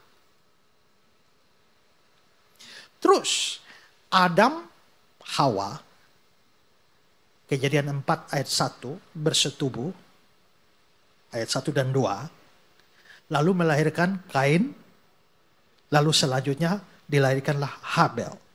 Berarti Adam dan Hawa punya anak Kain dan Habel. Lalu Kejadian 4 ayat 17. Kain bersetubuh dengan istrinya dan mengandunglah perempuan itu. Kalau Adam dan Hawa punya anak Kain dan Habel, lalu Kejadian pasal 4, Kain sudah bunuh Habel, kan tinggal 3 orang. Lalu Kain bersetubuh dengan istrinya, siapa ini istrinya Kain? Dari mana ini? Lalu ayat yang tadi dibaca tadi, Kain takut tuh, kalau siapa ketemu saya akan membunuh aku. Tuhan bilang tidak akan barang siapa ketemu kamu. Siapa lagi orang itu yang ditakuti oleh Kain? Dan dikonfirmasi oleh Tuhan bahwa siapapun ketemu tidak akan membunuh engkau. Nah, penafsiran itu mengatakan, Kain kawin dari mana istrinya? Ya dari keturunan manusia purba di Kejadian 1 itu. Dan kepada siapakah Kain takut? Ya kepada turunan manusia purba. Ya, oke. Problemnya, sekarang 1 Korintus 15 ayat 45. 1 Korintus 15 ayat 45.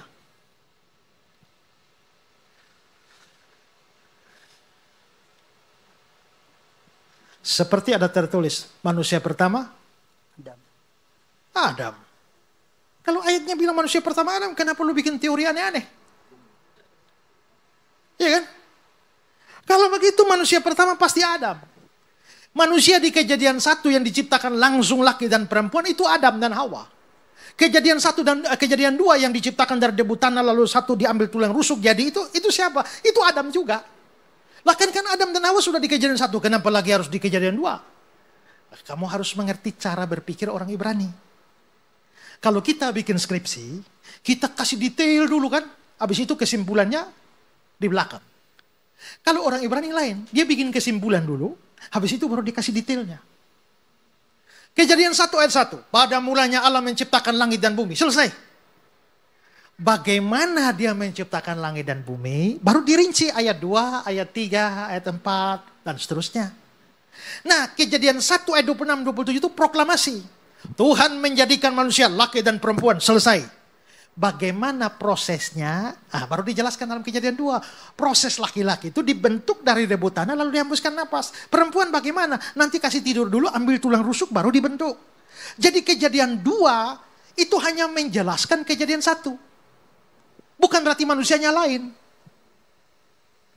Nah kalau memang begitu pertanyaannya, dari mana Kain dapat istri? Dan kepada siapa Kain takut? Itu menjadi sulit. Kenapa? Karena orang selalu berpikir bahwa Kain dan Adam dan Hawa hanya punya 2 anak. Kain dan Habel. Sekarang lihat Kejadian pasal 5 ayat 4.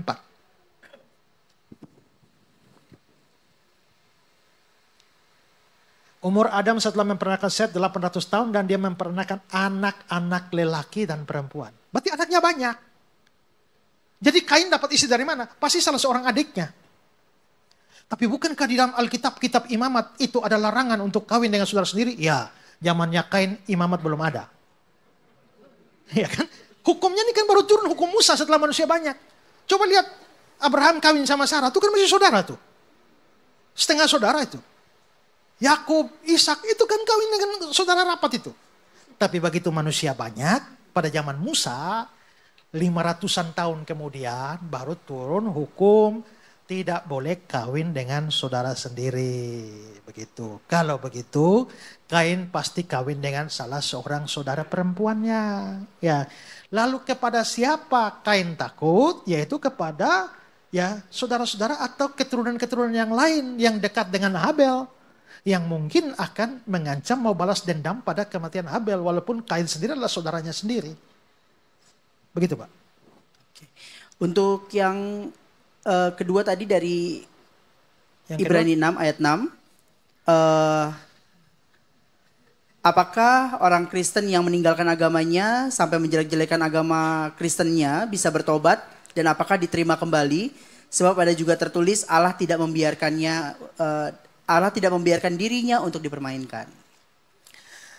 Ibrani 6 ayat 4 sampai 6 itu sebenarnya adalah ayat medan pertempuran antara dua paham teologi besar, Calvinisme dan Arminianisme.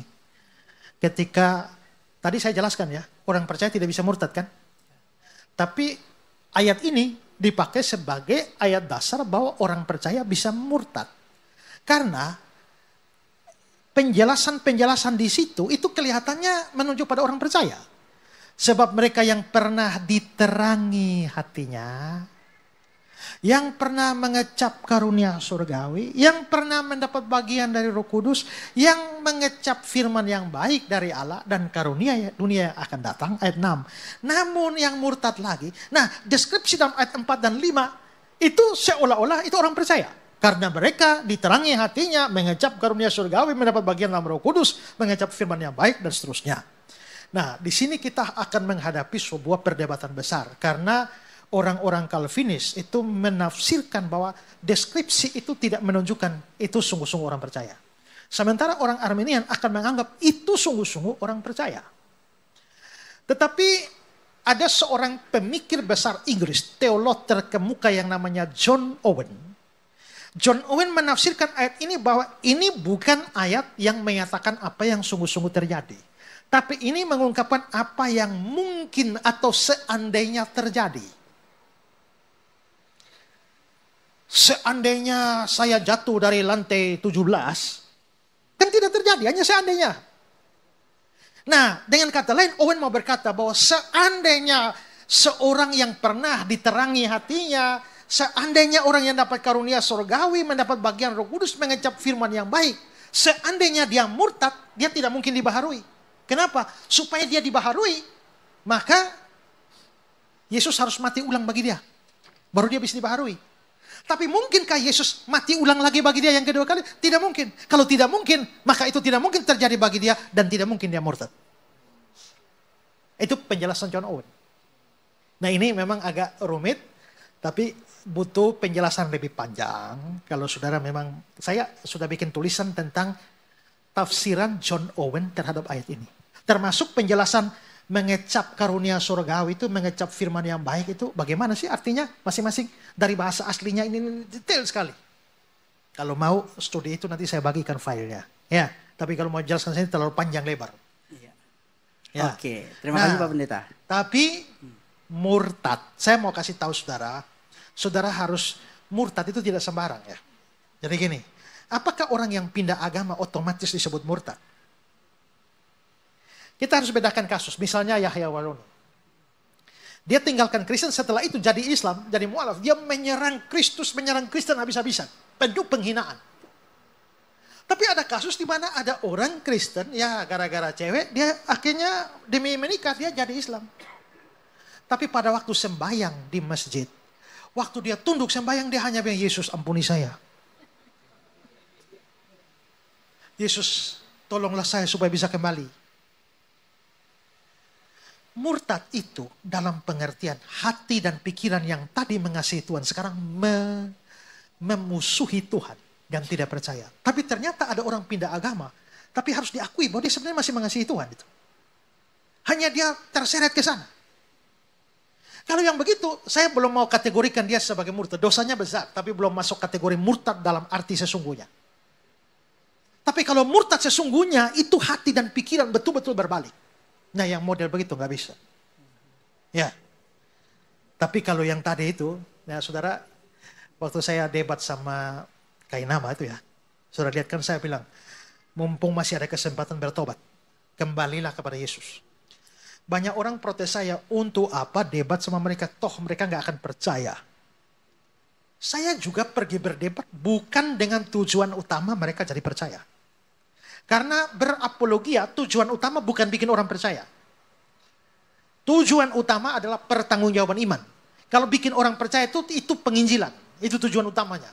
Tapi apologia itu bukan tujuan utamanya untuk bikin orang percaya. Tapi kalau sampai ada orang percaya itu bonus. Dan saya melakukan itu bukan untuk lawan debat saya. Misalnya saya berdebat sama Bapak. Bapak ini Islam garis keras debat sama saya. Apakah saya bermaksud untuk memenangkan Bapak? Nah, kenapa? Karena ada banyak penonton dulu. Kedua, nanti kan masuk YouTube. Orang nonton dari YouTube kan banyak. Mungkin Bapak ini tidak percaya. Tapi nanti orang nonton dari YouTube bisa percaya. Dan itu terjadi. Ya, kira-kira 3 bulan setelah saya debat dengan Kainama, seorang menghubungi kami dan beritahu bahwa mendengar kata-kata saya kepada Kainama, dia nggak bisa tidur karena dia mualaf. Dan setelah bergumul panjang lebar, 3 bulan kemudian, dia ambil keputusan kembali. Lalu dia foto itu semua data-datanya waktu dia jadi mualaf, termasuk sertifikat mualaf dan sebagainya itu, dia bakar semua. Dia foto, kirim videonya kepada kami. Tapi kami tidak publikasikan. Hari itu saya bersyukur Tuhan, saya tembak si orang ini, tapi yang bertobat dari sana. Ya, kenapa? Dia nggak bisa tidur. Artinya dalam pikiran saya mungkin kategori murtad sungguh-sungguh. Belum. Pindah agama yes, tapi murtad dalam berbaliknya tidak. Makanya dia masih diselamatkan. Ya. Ya. Oke, terima kasih Pak Pendeta. Untuk yang ketiga nanti bisa dijawab dengan ini ya Pak, yang tadi lebih seru mana berdebat dengan yang beda agama atau memang yang sesama pendeta dan lain sebagainya. Kalau mau seru ya bisa saja dengan mualaf juga seru, tapi bau sulit. Rata-rata mualaf tuh bodoh-bodoh. Ya saya terus terang saja, dari cara mereka bertanya, argumentasi mereka tidak menemukan. Pantas mereka pindah. Karena pengertian Alkitabnya tidak ada. Ya, tidak ada.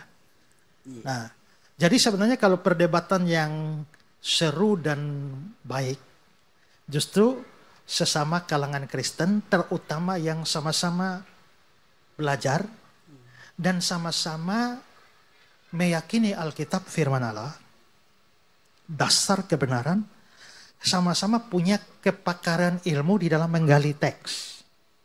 Nah itu baru bermutu. Ya, Pak. Itu baru bermutu. Ya. Itu yang saya bilang, saya cerita sama Pak Pendeta sama Ibu, ya, bahwa saya misalnya debat sama Budi Asali itu. Ya, itu memang kita perang ayat, perang eksegesis.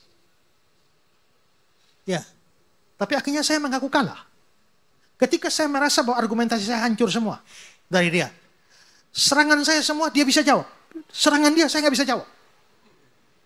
Akhirnya saya cari dia. Saya mengaku kalah. Tapi belum mengaku salah. Karena saya kalah mungkin karena saya belum pengalaman. Tapi jangan sampai saya hanya belum tahu. Tapi saya belum tentu salah. Tapi akhirnya saya belajar 7 tahun setelah kekalahan itu. Baru saya ikut pandangan dia.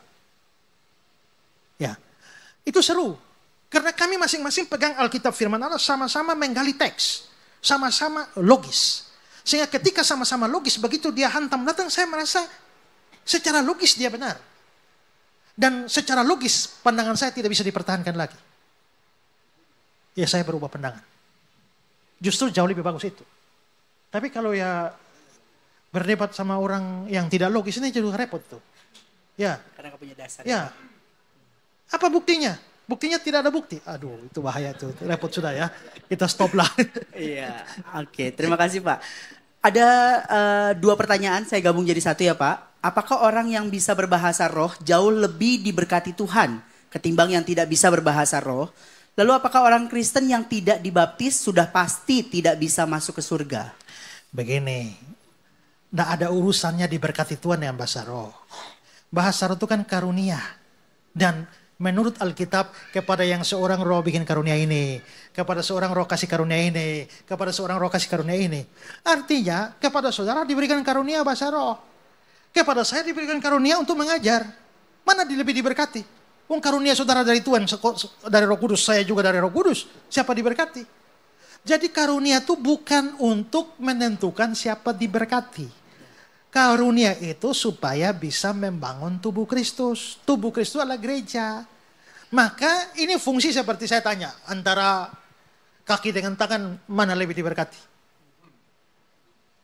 Loh, bagaimana urusan diberkati? Kaki untuk berjalan, tangan untuk meraba, mata untuk melihat, telinga untuk mendengar. Sama saja fungsinya. Yang penting masing-masing berfungsilah pada bagian masing-masing. Kalau telinga ingin melihat, mata ingin mendengar, nah itu jadi rumit itu. Ya kan? Nah, masing-masing berfungsi. Jadi tidak ada urusan dengan diberkati. Ini karunia untuk melayani.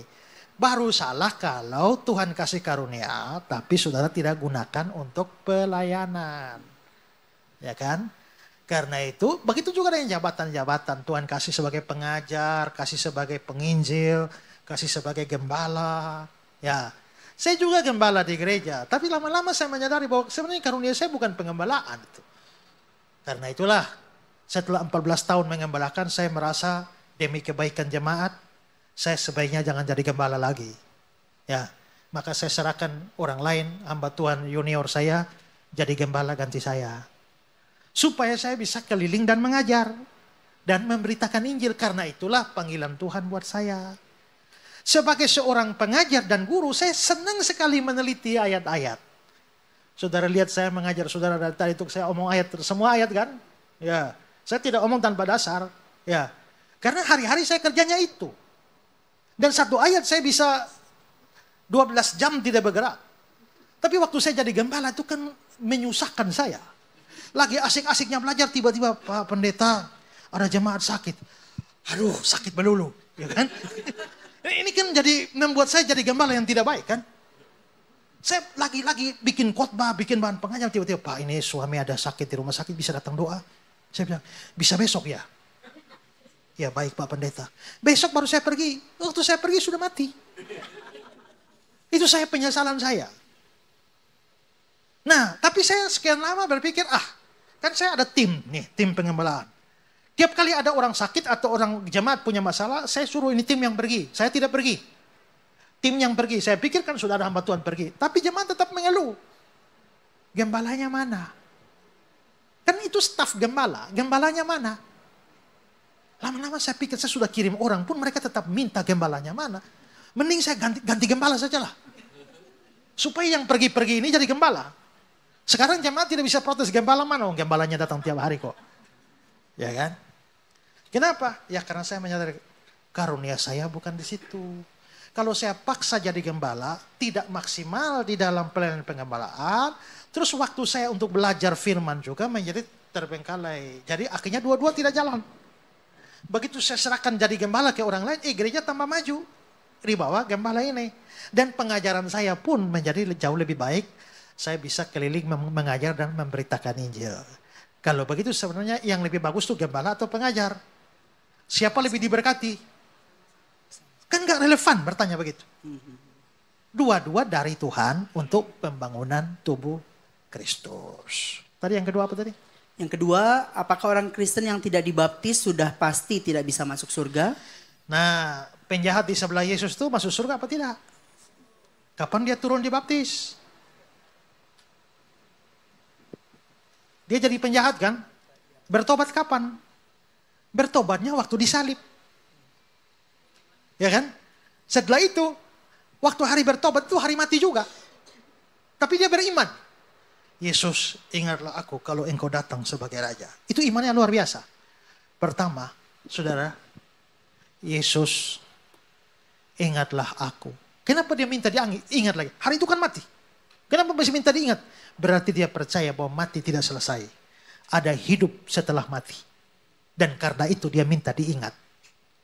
Yesus, ingatlah aku kalau engkau datang. Dia percaya Yesus akan datang. Padahal Yesus akan mati sama-sama dengan dia hari itu. Tapi dia percaya bahwa Yesus masih akan datang. Pasti dia percaya Yesus itu adalah Mesias. Kalau engkau datang sebagai raja. Coba kalau dia lihat Yesus di sebelah ada pakai mahkota dengan pakaian kerajaan. Engkau datang sebagai raja masuk akal. Tapi dilihat seorang telanjang dengan penuh penderitaan. Tapi bisa percaya dia akan datang sebagai raja. Itu iman. Lalu dia juga tidak minta muluk-muluk diselamatkan. Hanya minta ingatlah aku.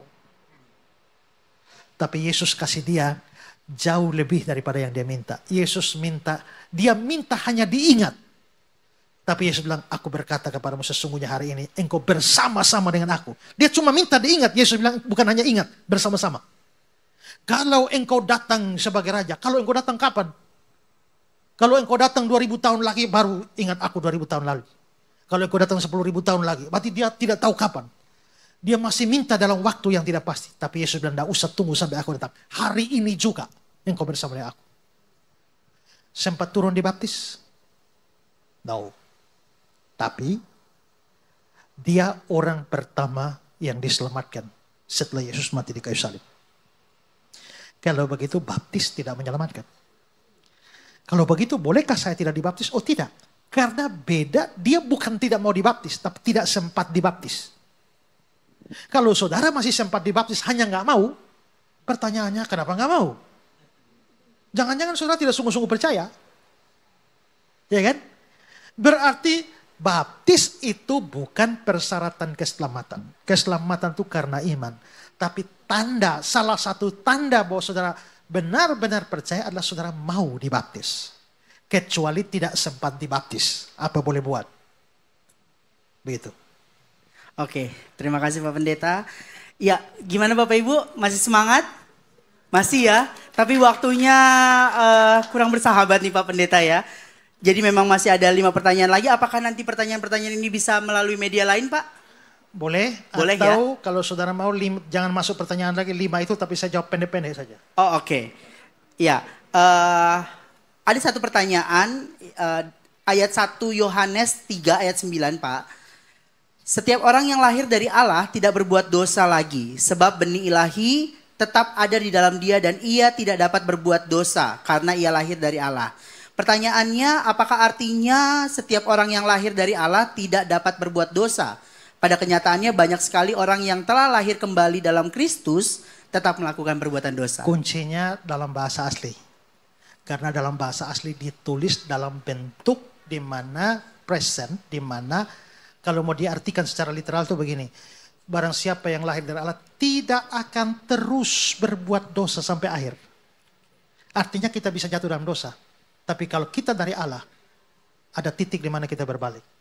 Ya.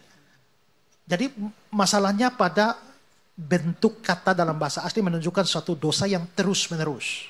Gitu maksudnya. Selanjutnya dari ayat 1 Korintus 9 ayat 27. Tetapi aku melatih tubuhku dan menguasainya seluruhnya. Supaya sesudah memberitakan Injil kepada orang lain, jangan aku sendiri ditolak. Kenapa Paulus berkata supaya sesudah memberitakan Injil kepada orang lain, jangan aku sendiri ditolak? Kenapa dia berpikir dia akan ditolak? Bukankah dia sudah diselamatkan? Nah, itu harus hati-hati. Itu yang saya bilang tadi dalam khotbah tuh, kalau mau menafsir ayat, nah boleh itu ayat dicopot tanpa melihat konteks. Coba lihat satu ayat sebelum itu. Coba itu ayat berapa? Ayat 1 Korintus 9 ayat 27 Pak Pendeta. 27, sekarang lihat ayat 26.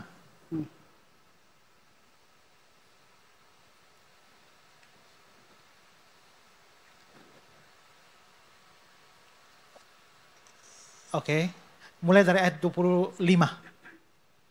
Tiap-tiap orang turut mengambil bagian dalam pertandingan, menguasai diri dalam segala hal. Mereka berbuat demikian untuk memperoleh suatu mahkota yang fana. Tapi kita untuk memperoleh mahkota yang abadi. Terus ayat selanjutnya, sebab itu aku tidak berlari tanpa tujuan. Aku bukan petinju yang sembarangan saja memukul. Ayat berikut, tapi aku melatih tubuhku menguasai supaya sesudah aku beritakan Injil, aku jangan aku sendiri ditolak. Ditolak untuk apa? Bukan ditolak dari surga, bukan ditolak dari keselamatan, tapi ayat 2 ayat sebelumnya, kita untuk sebuah mahkota. Berarti mahkota itu apa? Upah. Artinya, jangan sampai kan setiap perbuatan kita ini kan untuk dapat upah. Masuk surga bukan upah. Masuk surga itu kasih karunia. Tapi pekerjaan kita, pelayanan kita itu menentukan upah. Makanya dia bilang, siapa memberi air sejuk secangkir saja, Matius 10 ayat 42, tidak kehilangan upahnya kan? Air saja tidak kehilangan upah, apalagi tambah kopi, susu, itu tidak kehilangan, makin banyak berkatnya. Ya kan? 1 Korintus 15 ayat 58, dalam persekutuan dengan Tuhan jeripayamu tidak sia-sia. Maka semua yang melayani kecil-kecil apapun Tuhan catat tuh. Nah, maka Paulus bilang, jadi ini soal mahkota, ini upah.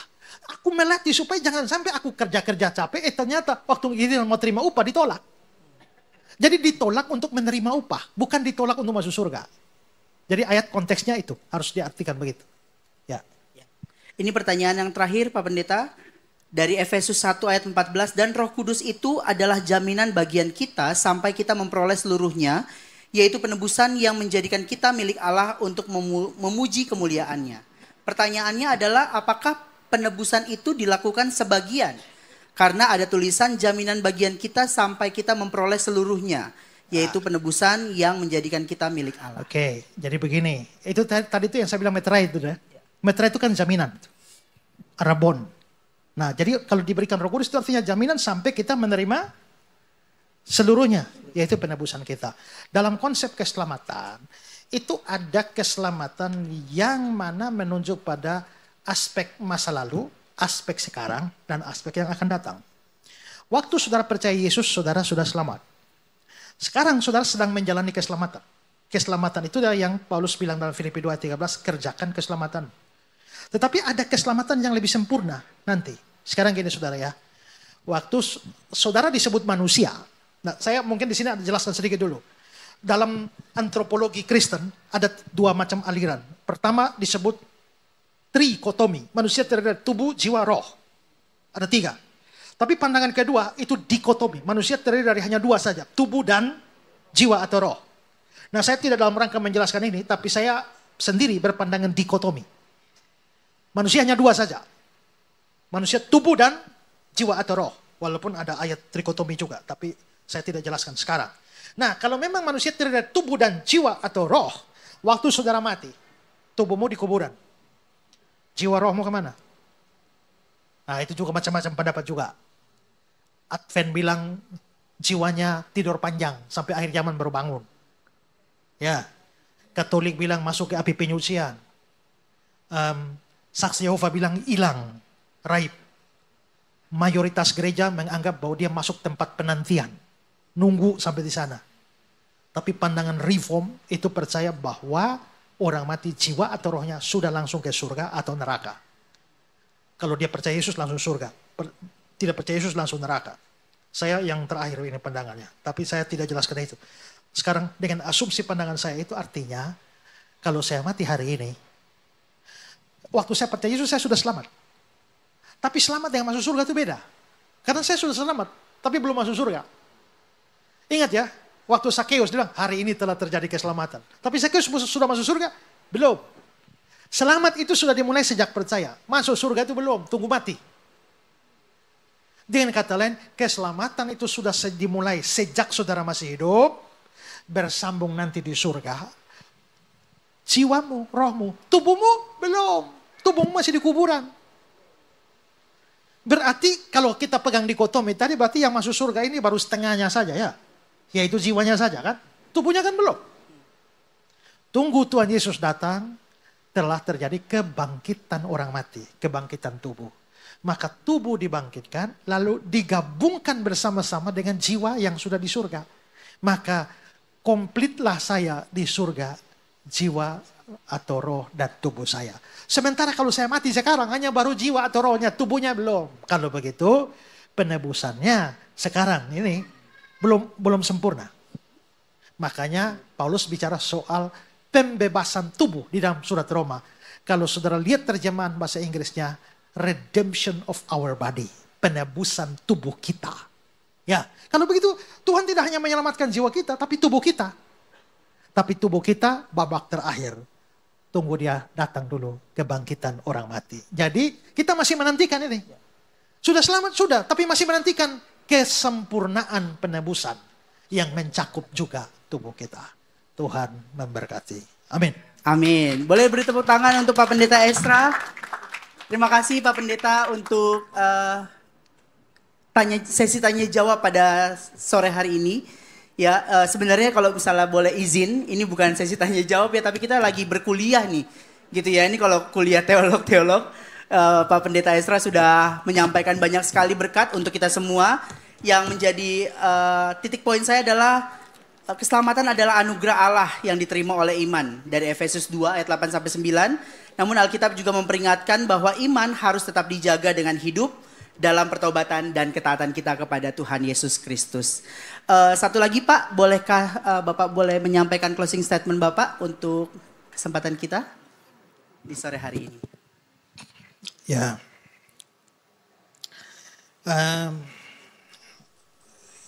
Kekristenan itu terdiri dari dua hal penting. Pertama, apa yang harus kamu percayai. Kedua, apa yang harus kamu lakukan. Apa yang harus kamu lakukan? Kita sudah dengar khotbah, harus bertobat, harus mengampuni dosa, harus beri persembahan, harus melayani. Itu yang kita lakukan. Tapi apa yang harus kamu percayai itu menyangkut kepercayaan dasar kita. Pemahaman doktrinal kita. Nah itu yang harus kita ini. Soal apa yang kita lakukan kita bisa dengar berulang-ulang. Tapi apa yang kita percayai itu yang jarang kita dengar. Karena itu saya bersyukur bahwa gereja ini sangat berani ya. Mau buka acara tanya jawab semacam ini. Sangat jarang. Kalau tanya jawab di gereja saya sering. Tapi kalau saya misalnya ya saya dapat ini dua ini. Pertama di GSJS Moi. Yang kalau saya khotbah 5 kali di sana biasa khotbah terakhir itu tanya jawab. Kedua gereja ini. Ya. Nah, kalau mereka dalam kebaktian minggu, bahkan kalau saudara bahkan bikin acara khusus lagi. Itu bagus. Ya, belajar apa yang harus kita percaya sebagai orang Kristen. Kalau kita hanya belajar apa yang harus kita tahu, tapi tidak belajar apa yang harus kita lakukan, kita jadi orang Kristen yang pintar tapi jahat. Tapi kita hanya belajar apa yang harus kita lakukan, tapi tidak mengerti apa yang kita harus percaya, kita jadi orang Kristen yang baik, tapi bodoh. Nah, kita harus jadi orang yang Kristen yang pintar, tapi juga baik. Kalau begitu, jadilah orang Kristen yang pintar dan baik. Terima kasih Pak Pendeta Esra. Ya. Satu pertanyaan ya dari Siap. Oma. Oh, dari Oma, silakan Oma. Orang Kristen nih kalau mati apa boleh dibakar? Ya, pada waktu Pak Bikman Sirait meninggal, lalu kan beliau permintaannya adalah supaya dikremasi. Lalu terjadilah kontroversi besar. Waktu itu saya ada dengan grup pendeta-pendeta besar di Indonesia ini. Lalu ada satu pendeta terkenal bilang, kasih komentar, tolonglah kalau ada pendeta yang kenal dengan keluarga Pak Bikman, tolong kasih peringatan. Jangan sudah memulai dengan baik, mengakhiri dengan buruk. Lalu saya tanya pendeta itu, buruknya di mana? Lalu terjadilah perdebatan panjang antara saya dan pendeta besar itu. Kalau menurut saya, tidak ada soal kremasi. Oh, orang Kristen di Hong Kong sana itu mana ada tanah kuburan itu. Mati wajib bakar itu. Nah, apa salah? Adakah ayat yang melawan atau menentang kremasi? Apakah ada ayat yang memerintahkan? Tidak ada. Ada ayat yang melarang? Juga nggak ada. Kalau begitu dalam hal itu orang memilih kremasi boleh. Tidak juga tidak apa-apa.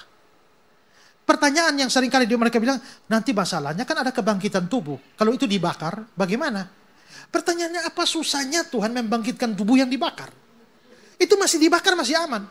Kalau saudara tenggelam di laut, lalu daging saudara dimakan oleh 17 ikan, lalu ikan itu ditangkap oleh nelayan, potong bagi 10, dijual, lalu dimakan oleh 10 keluarga. Waktu hari kebangkitan bagaimana Tuhan menemukan tubuh saudara? Kok rumit amat itu ya? Pikirin jawabannya gampang, tidak ada yang mustahil bagi Tuhan. Tuhan bilang semua orang mati akan dibangkitkan. Kalau begitu mau mati dengan cara apapun. Bom, orang kena bom itu ada yang hangus, tapi ada yang langsung hilang. Tidak pakai hangus lagi, lenyap itu. Hancur, bagaimana Tuhan menemukan? Itu gak ada sulit, kremasi itu kan hanya mempercepat saja kembali kepada debu. Jadi bagi saya, ya kalau mau kremasi, ya lebih hemat. Begitu ya. Dan juga menolong karena ada banyak orang yang ada kuburan butuh perawatan, belum lagi anak cucu salah paham lagi pas hari Natal bawa kue lagi taruh di situ, datang berdoa lagi di situ, lebih baik tidak ada. Ya, tapi mau kubur biasa boleh, mau kremasi boleh. Tidak ada perintah, tidak ada larangan. Ya. Lagi Oma? Tidak ada. Terima kasih Pak Pendeta Esra untuk berkat yang luar biasa yang dibagikan di Jemaat GKK pada sore hari ini. Biarlah apa yang disampaikan oleh Pak Pendeta itu menjadi iman yang kuat kepada Tuhan Yesus Kristus. Di dalam kita juga melakukan kegiatan kita hari lepas hari dan juga persekutuan kita di tempat ini. Kita akan menutup dalam doa. Ibu Pendeta Sutin. Oh, langsung dari Pak Pendeta saja. Oke, Pak Pendeta boleh. Mari kita berdoa. Tuhan, terima kasih karena Tuhan sudah memimpin kami. Hamba bersyukur bahwa jemaat di sini penuh dengan kerinduan untuk belajar firman Tuhan. Kami sudah belajar melalui tanya jawab ini. Tuhan, apa yang hamba mau bagikan masih jauh dari sempurna. Tuhan menyempurnakan semua itu. Dan kiranya Tuhan menimbulkan suatu kerinduan rohani di tengah-tengah jemaat itu mengenal kebenaran Alkitab lebih jauh lagi, lebih dalam lagi. Terima kasih Tuhan, kami tetap berdoa.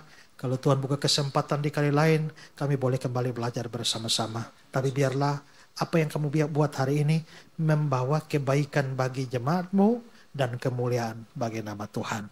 Kiranya Tuhan dimuliakan di atas firman-Mu. Kami menutup semua acara ini dengan memohon berkat dari Tuhan. Kiranya anugerah dari Tuhan Yesus Kristus, pengasihan dari Allah Sang Bapa, dan penghiburan kekuatan dari Roh Kudus menyertai setiap saudara dari sekarang ini sampai selama-lamanya. Amin. Amin. Terima kasih Pak Pendeta sekali lagi.